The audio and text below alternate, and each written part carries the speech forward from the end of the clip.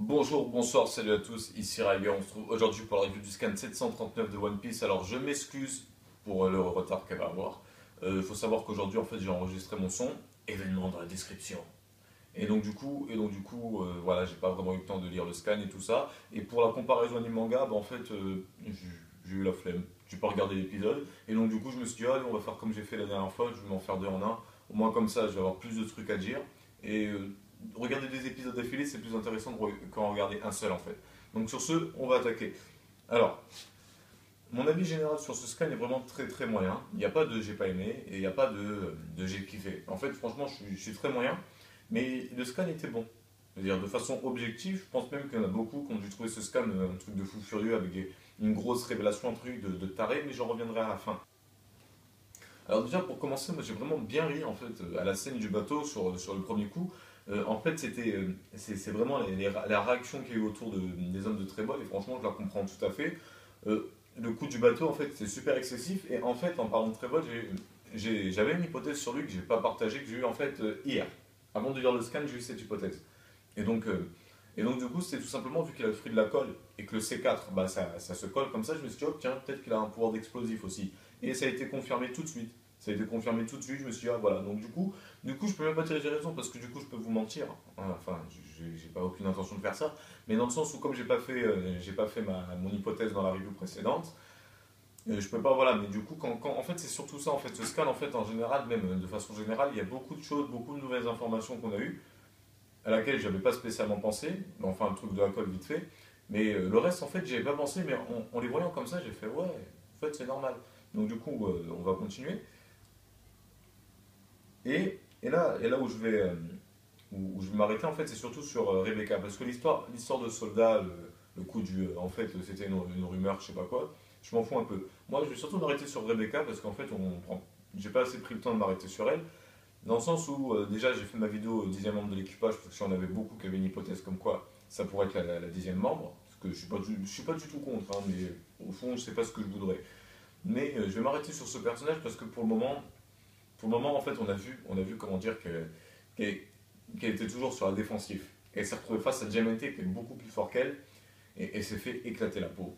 Et donc du coup, je vais arriver en fait dans un truc où j'ai fait une pronostic des futurs combats qui vont avoir lieu, dans le sens où j'ai vu ça et j'ai vu Sabo qui demandait à Bartholoméon, je sais pas comment est-ce qu'il a appelé, il lui a demandé de la protéger. Donc du coup, j'ai eu des pronostics de combat. Alors tout simplement, je pense que ça va changer au fur et à mesure parce qu'on voit déjà que Soldat San s'échappe. Et donc du coup, je m'attends, tout simplement, pour le moment, je m'attends en fait. Je sais pas ce que je voudrais. Si je vous ai la liste des combats que je voudrais, ce serait pas du tout, ça serait pas du tout ça. Déjà, Cavendish, il affrontera un gars de la famille de Flamingo. Mais voilà quoi, c'est pas moi qui fais le manga. Donc tout simplement, Luffy contre Doflamingo. Alors pourquoi est-ce que je m'arrête là? Parce que comme j'ai rien à dire sur ce scan, en gros, je vais m'arrêter sur les combats. Alors, il y en a beaucoup déjà de 1 qui veulent que ce soit Zoro qui batte Doflamingo. Je vous mets une claque virtuelle. Franchement, je sais que dans la dernière review, j'ai parlé de clichés de combat, mais quand je dis que je veux pas qu'Oda se perde dans ce cliché, c'est-à-dire à chaque fois qu'il nous prépare un combat, ce soit ça. Après, dans une discussion d'abonnés, on a beaucoup parlé, et on en est arrivé à parler, à communiquer de Skypia, où on voit qu'il y a beaucoup d'adversaires différents. Et Skypia, c'est pas pour rien que j'adore cet arc, justement parce qu'il y a beaucoup d'adversaires différents. Et donc là, du coup, il y en a beaucoup qui voudraient voir Zoro affronter Doflamingo, mais non. C'est tout à fait normal que le capitaine affronte le capitaine adverse. Même si, admettons, même si Zoro avait la capacité à battre Doflamingo, ce que je ne pense pas que c'est le cas. Même s'il avait cette capacité, je pense qu'il laisserait Luffy s'en occuper. Simplement parce que c'est le capitaine adversaire et qu'il dirait Luffy c'est ton adversaire. Comme quand lui il affronte les épées, il dit laisse-le moi, c'est mon adversaire. Même si Luffy peut le battre. Parce que par exemple, je vais prendre la scène du prochain Nostalgie, Kabaji versus Zoro.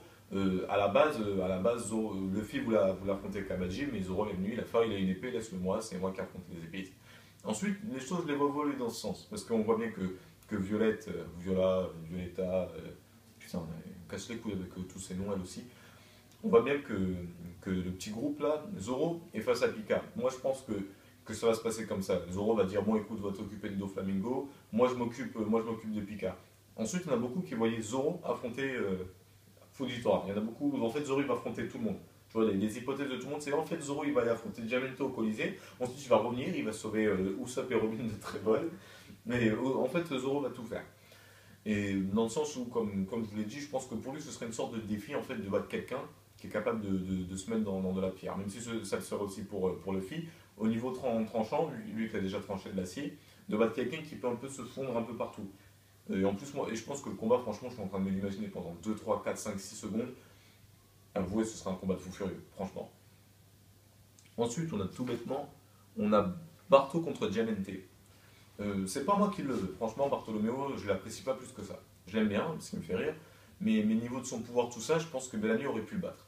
Même s'il s'est fait éclater comme une grosse merde, Bellamy, on voit clairement, et je le répéterai jusqu'à ce que les gens le comprennent, Bellamy a découvert allez l'éclater. On le voit. Vous regarderez le scan, je sais plus c'est combien, je crois que c'est le 706 ou le 703, je sais plus trop. Vous regarderez, vous verrez avant que le coup de poing du roi parte, Bellamy a attrapé Bartolomeo. Bartolomeo est en mode oh, il m'a attrapé. Et Bellamy dit une phrase du style ne sous-estime pas le pouvoir du ressort, je sais pas quoi. Et on voit que Bartolomeo est un peu désemparé parce que il est toujours derrière sa barrière. Est-ce que vous avez remarqué ça, qu'à chaque fois qu'il se bat, il est toujours dans son coin en mode ah, je me protège, tout ça. Mais une fois qu'on dépasse sa barrière, est-ce qu'il est capable de résister à l'adversaire? C'est-à-dire, est-ce qu'il a une vraie consistance physique? C'est un peu ce que disait Crocodile à Luffy vers le début. Il y en a qui se reposent beaucoup sur la fruit du démon. Baggy en faisait partie, Wapol en faisait partie. Il y avait qui d'autre? Et il y avait pas mal d'adversaires qui avaient des bons pouvoirs de fruit du démon, qui se basaient que sur ça. Et une fois que leur pouvoir était un peu découvert, par exemple, même Crocodile au fond, hein, une fois que Luffy a découvert le point faible de Crocodile, c'était plus la même chose. Et donc du coup, Bartholoméo, je pense que ce sera ça. Là, on est là avec son pouvoir, oh mon dieu, il fait des barrières, il se protège, blablabla. Mais si à un moment il rencontre quelqu'un qui brise sa barrière, qu'est-ce qu'il va faire contre lui?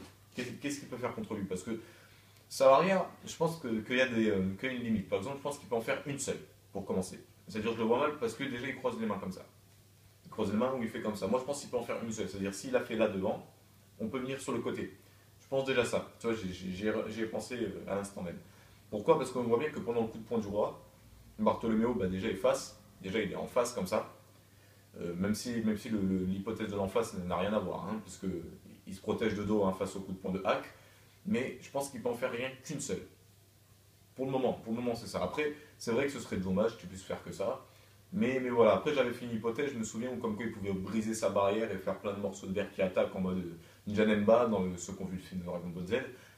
Et en fait, cette hypothèse, elle tombe à l'eau, c'était mes premières hypothèses complètement freinées. Je les faisais parce que j'avais envie d'en faire. Ensuite, Usopp contre Trebol. Alors, je reviens à ce que je disais la semaine dernière. Comme quoi, les combats sniper contre sniper, ce serait un peu cliché. Et dans les conversations, franchement, moi je trouverais stylé qu'un sniper affronte un épéiste. Pourquoi? Bah, parce que justement, c'est un combat improbable. Dans un sens, on a le sniper qui va être à l'aise à longue portée, c'est-à-dire que l'épéiste sera pas à l'aise une fois à longue portée, mais une fois qu'on se rapproche, ce sera l'inverse. Et donc, du coup, ce sera un combat où le sniper va essayer un peu de garder la distance et où Zoro va essayer de détruire cette distance. Et donc, du coup, moi je trouvais que ça aurait été un combat super intéressant. Mais, même si j'aurais préféré que Usopp, le héros des nains, affronte le héros du Colisée, aurait été un bon combat, finalement, je me dis, ouais, c'est pas plus mal en fait, hein. Ils sont chacun de leur côté, voilà, les combats sont un peu mis en scène, même si je pense qu'il va y avoir des déplacements, bah, on voit déjà Soldat qui va aller sûrement vers Doflamingo, et donc voilà. Ensuite, on va passer à la suite, je vois, on va continuer dans le côté trèfle, je vois bien Robin affronter comment qu'elle s'appelle là, affronter Sugar. Je pense que j'ai déjà dit dans l'hypothèse dans la semaine dernière, mais au cas où ceux qui ne l'auraient pas vu, je vais vous dire tout simplement, Sugar, je pense qu'on est tous d'accord pour dire que c'est une enfant jouée, qu'elle s'est elle-même transformée en jouet. Et donc je pense qu'elle a beaucoup de gadgets, on va dire, à l'intérieur de son corps, un peu comme les marionnettes de Kankuro, pour ceux qui regardent Naruto. Et je vois bien dans un délire comme ça, où elle a tous ces gadgets comme ça, et où Robin, elle affronte avec tous ses bras. Je pense que ça pourrait être un bon combat, et de toute façon, comme les choses sont en train d'évoluer, je pense que ça risque d'être le cas. Ensuite, tout bêtement, je vois bien Kinemon contre Gladius. Parce que j'ai le souvenir, alors là j'ai pas relu pour vérifier que c'est les membres du groupe de Pika qui se sont occupés de Ganjuro. Et on voit bien que Kinemon est parti comment dire, un peu de son côté. Et où est-ce qu'il est passé? Comme un autre personnage que je reviendrai plus tard, où est-ce qu'il est passé? Moi, je pense que ça va faire comme pour les scans, on va le revoir et hop là, il va être en face de Gladius et ils auront entamé leur combat. Mais moi, je pense que comme j'ai dit, il y aura une évolution. Là, c'est pour le moment, c'est. En fait, je vais vous expliquer pourquoi est-ce que je dis ça. J'aurais dû le dire. Je vois bien l'arc continuer. C'est-à-dire avoir un moment où tout va se faire chambouler, avoir un changement de situation, avoir une première attaque qui va échouer, où Luffy va un peu voir le passé de Mademoiselle Rebecca, ou de Bellamy, ou de là, ou de je sais pas qui, et qu'il va y avoir une deuxième attaque, une sorte de revenge. Je vois bien comme ça. Mais à un moment, je me suis dit, j'ai pris du recul et je me suis dit, ouais, mais ça, c'est ce que moi je ferais. Mais est-ce que Oda ferait ce que moi je m'attends à faire? Est-ce qu'il n'aurait pas déjà mis en place les combats finaux? Est-ce que c'est pas moi juste, en tant que fan de One Piece, hein, et comme j'adore cet arc, est-ce que c'est pas juste moi qui voudrais que cet arc ne s'arrête jamais? Et donc du coup, je me suis mis un peu, j'ai un peu pris de recul et je me suis dit, ouais, bon, allez, je vais faire comme si l'arc allait se terminer. Au moins comme ça, si l'arc se termine, bah, voilà, j'ai fait mes pronostics, tout ça, et je suis pas dégoûté. Et s'il continue, au contraire, bah, je vais être encore plus content parce qu'au final, je ne me serais pas trompé. Donc voilà, donc j'en étais où? J'étais à. Bon, là, on voit que Sodasan a affronté Laoji, d'ailleurs, qui m'a tué parce qu'on. Je vous explique, on voit pendant le flashback, là, on voit Sodasan qui est en mode émotif, tout ça, il est là par terre, il est là, oh, Rebecca, blablabla. Et d'un coup, tu vois Laoji, il est derrière en mode Dieu, il m'a tué. La position qu'il a prise, ça m'a tué. Je me suis trop imaginé ça, moi, dans cette situation pour de bon. T'es en train de te battre contre quelqu'un comme ça, tu as des souvenirs de ton flashback, et après tu te retournes, tu vois le mec qui fait des figures bizarres, du style des trucs de locaux. Ensuite, Frankie, on voit bien qu'il affronte Madvash et Senior Ping, et c'est là où je me demande comment est-ce que les choses ont évolué. Étant donné qu'il y a la marine qui s'est ramenée, qu'est-ce qui se passe? Est-ce que Frankie et les autres ont battu en retraite? Ou est-ce que, au contraire, il va y avoir un combat marine, Doflamingo, Pirate Chapeau de Paille? Ce serait stylé, franchement. Un combat sur 3 fronts comme ça, ce serait stylé. Un peu à ce que je m'attendais, Fujitora Doflamingo là-haut, même si au final Fujitora s'est retourné du côté de Doflamingo, enfin, après vous connaissez la suite. Et pour finir, le dernier combat auquel je pense m'attendre, ce serait Bellamy contre Dillinger. Pourquoi Bellamy? Bah parce que Bellamy, déjà de 1, je l'adore, et que les deux personnages ont disparu. Comme Kinemon et Gladius, les deux personnages sont sortis. Comment il s'appelle là? Dillinger, il est parti rejoindre l'autre, mais il n'est jamais arrivé. Et Bellamy, il est sorti avec Luffy et on l'a jamais revu. Donc du coup, voilà, c'est juste à ça que je m'attends. Donc voilà, c'est la fin des pronostics de combat. On verra bien si j'ai raison dans la suite, hein. Voilà, donc c'était le petit moment hors série de la review. Et donc, et donc franchement, j'ai à peu près fait le tour. J'ai à peu près fait le tour et c'est vraiment, voilà, je vais m'arrêter en fait sur la dernière révélation. Parce que voilà, en gros, je vais vous expliquer. En fait, ce que j'ai à la fois apprécié dans ce scan et ce que j'ai pas apprécié, c'est qu'il avait un bon rythme. Il y avait pas mal de trucs et une bonne intrigue sur Diamante qui va bientôt raconter la vérité à Rebecca. Parce que là, franchement, je m'attends. C'est quoi l'excuse du soldat San? Comment est-ce que la mère est morte? C'est à ça que je m'attends. Donc, ce que j'ai moins apprécié, c'est que c'était pas pendant ce scan. En fait, c'est ça que j'ai un peu moins apprécié. Parce qu'après, il y a eu les côtés un peu, ce que j'appelle les côtés niais, mais qui ont tout à fait leur place dans le scan, hein, même si personnellement je les aime pas trop. D'un point de vue objectif, ils ont leur rôle important. Ils sont là, ça rajoute de la profondeur à un personnage, même si moi je n'aime pas le personnage, Rebecca. Enfin, quand je dis je n'aime pas, c'est-à-dire faut pas dire que je déteste. Si je dis j'aime pas, ça veut dire au contraire. C'est pas que je déteste, mais c'est pas que j'apprécie. C'est un personnage comme ça, il est là, d'accord. D'accord. Ça rajoute de la profondeur, c'est-à-dire tous ceux qui apprécient le personnage de Rebecca, donc vous me direz vous dans les commentaires si vous appréciez ce personnage, hein, ils vont avoir un peu plus de profondeur. Même si moi j'aime pas le côté adolescente, en pleine crise d'adolescence, dans le sens où ouais mais t'es pas mon père, oh là là, tu peux pas me comprendre. C'est tellement impossible de me comprendre. C'est vrai que tu me connais depuis que je suis tout petite, que tu es occupé de moi comme un père et que donc du coup il est possible que tu me considères comme un membre de ta famille, mais t'es pas mon père, t'es qu'un jouet. Oh là là, j'ai pas du tout aimé ça. Après, peut-être que, on va dire les fangirls, on va dire, parce que c'est comme ça qu'on les appelle, mais peut-être qu'après, il y en a qui vont se retrouver dans ce personnage, peut-être. Ils vont dire, ouais, c'est exactement ça, et qu'au final, ça va parler de trucs incompréhensibles, les jeunes filles qui se disputent avec leur père parce que soi-disant elles ne sont pas comprises, alors qu'en fait, c'est juste elles qui ne sont pas capables de le comprendre, qui se protègent. Tu vois, ça me rend dans un truc une phase de ma vie que moi j'ai déjà passé, voilà, donc c'est peut-être pour ça que je ne m'y intéresse pas. Mais après, peut-être que tous ceux qui peuvent se retrouver dans le personnage, hein, dans sa crise d'adolescence, on va dire, dans le personne ne me comprend, je suis seul au monde en réalité. Excusez-moi de rire, excusez-moi. C'est parce que Histoire personnelle, on va dire. Peut-être qu'il y en a qui peuvent se retrouver. Et ce que j'ai aimé dans ce scan, en fait, je vais vous expliquer, c'est la révélation qu'il y a à la fin. L'identité de Soldat Sam. En fait, beaucoup s'attendaient à son identité. Tu vois, il y en a beaucoup qui savaient que c'était le père de Rebecca depuis le début. Mais on l'avait attribué comme titre, en fait, père de Rebecca. Je vais vous expliquer où je veux en venir. Et donc du coup, nous, une fois qu'on a dit que c'était le père de Rebecca, on s'en est un peu battu les couilles. Enfin, personnellement, moi en tout cas. On s'en est un peu battu les couilles de son prénom, de son nom de famille. C'est comme la mère de Vivi. Demain, tu nous dis, ouais, la mère de Vivi, elle s'appelle Jasmine. On va dire, ok, c'est bien pour elle. Même si elle s'appelle Bibi, je crois. Non, attends. Vivi, et sa mère s'appelait Bibi, je crois. Alors que phonétiquement, les deux noms sont quasiment pareils pour les Espagnols, c'est-à-dire aucune évolution. Je sais plus. Et donc, du coup, franchement, je m'en foutais. Dans un sens où, pour moi, c'est le père de Rebecca, c'est tout. C'est ce personnage. Et donc, du coup, quand j'ai eu l'information que c'était Kyros, parce qu'il ne faut pas que j'écorche son nom, le pauvre, j'ai eu aucune réaction. Et je vous assure, je n'ai eu aucune. En fait, la seule réaction que j'ai eue, c'est ah ouais, c'est logique. Et donc, du coup, c'est pour ça que j'ai trouvé le scan moyen. Mais au début, je pensais que c'était un défaut, mais en fait, non. Parce qu'en fait, c'est tellement logique. Tellement Oda a bien mis en place chacun des éléments sur ce personnage, chacun des éléments, le fait que personne ne sait si Kyros a existé justement parce qu'il était transformé en jouet et donc du coup on l'a oublié. Tellement tous les éléments ont bien été mis en place que quand Lena annonce ça, c'est tellement logique. Pourquoi est-ce que j'y ai pas pensé avant? C'est ce que j'étais en train de me dire. Pourquoi est-ce que j'y ai pas pensé avant? C'est tellement logique. Tout a été mis en place pour nous dire que Soldat-san c'était Kyros. Mais c'est juste le fait de ne pas avoir pensé au fait que c'est le père de Rebecca, que c'est un guerrier puissant et que tout le monde ne semble pas savoir qui c'est. Voilà,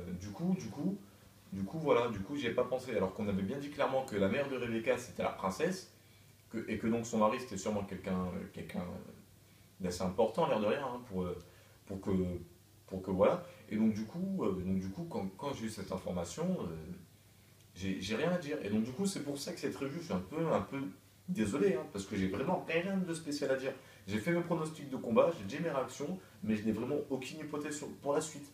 C'est-à-dire demain, je vais me demander qu'est-ce qui va se passer pour la semaine prochaine. Franchement, je peux pas faire. Je suis dos au mur, on va dire.